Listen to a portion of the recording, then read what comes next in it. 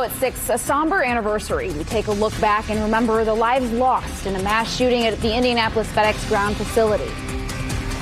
And a local group is calling out the leaders of the NRA for the timing of their convention, their complaints and the demands they're making now.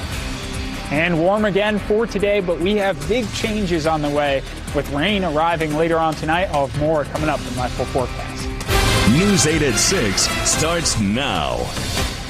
Good evening. Thanks for joining us tonight. A man is dead and another is injured after a double shooting this morning. Now, police say both of those people showed up at University Hospital. They were then taken to Eskenazi, where one of them died.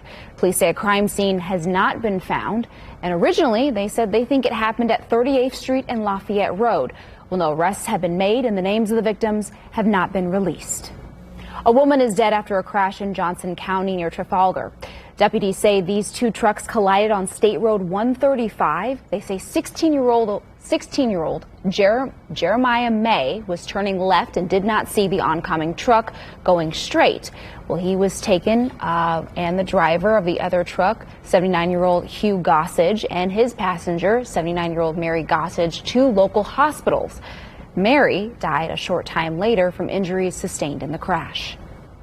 A person in Tippecanoe County is dead after a single car crash near South Point. Deputies say they drove north on County Road 700 West.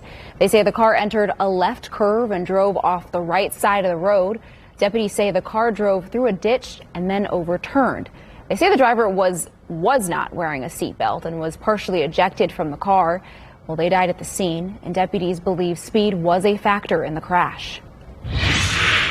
Your statewide news network covers Elkhart County. That's where police found a body in the Elkhart River. They found the body near East Jackson Street, just northwest of the Elkhart Aquatic Center.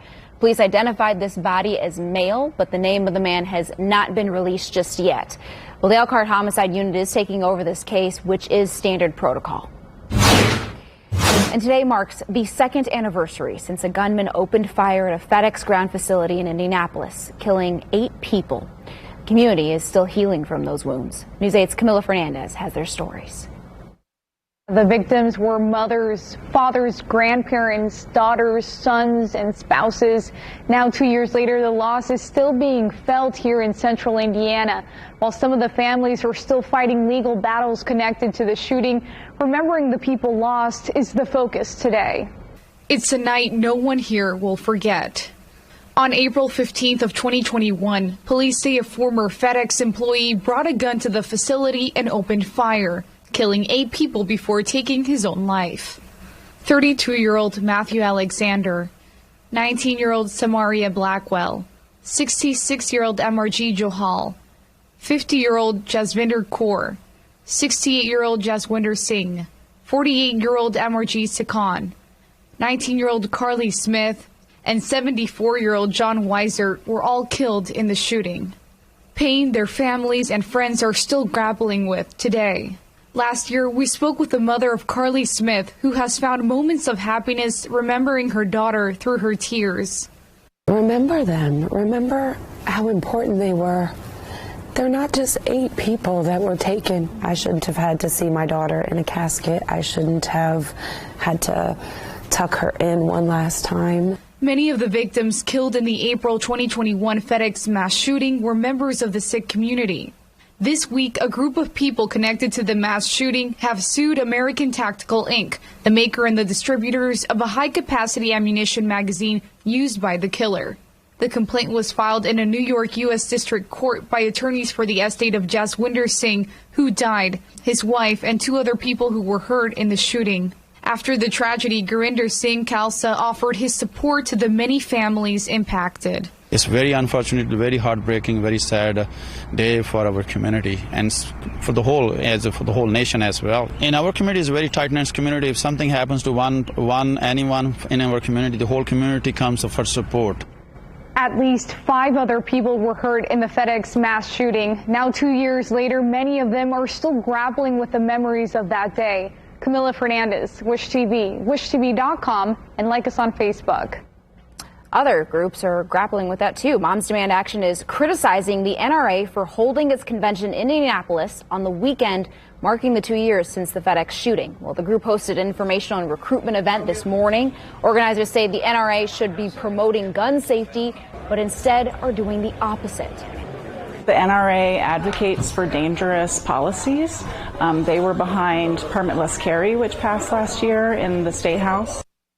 Former President Donald Trump headlined a list of prominent GOP politicians who spoke at the convention on Friday. Trump said if he's reelected, he would stop any federal efforts to infringe on law-abiding gun owners. The convention wraps up tomorrow. All right, let's take a turn to your weather. We've got a live look outside beautiful Monument Circle. We're sitting at 78 degrees. Is it spring or is it summer? Storm Check 8 meteorologist Ryan Morse has got the answer for us. And unfortunately, we're going to get a reality check pretty quickly once we go into tomorrow. Did you see how happy I was there for like a hot second? I just completely killed it. Yeah, tomorrow afternoon, we're talking about temperatures in the 40s. So a cool down on the way. Those changes first starting to arrive for tonight. But how about today? The high temperature officially checking in at 80 degrees, a very warm day. 15 to 20 degrees above average. As we look at the current conditions, we mentioned Indianapolis at 78 degrees. Notice we are seeing some increasing clouds. Also, dew points are dry, and that's going to play a factor into some of our storms potentially we could see later.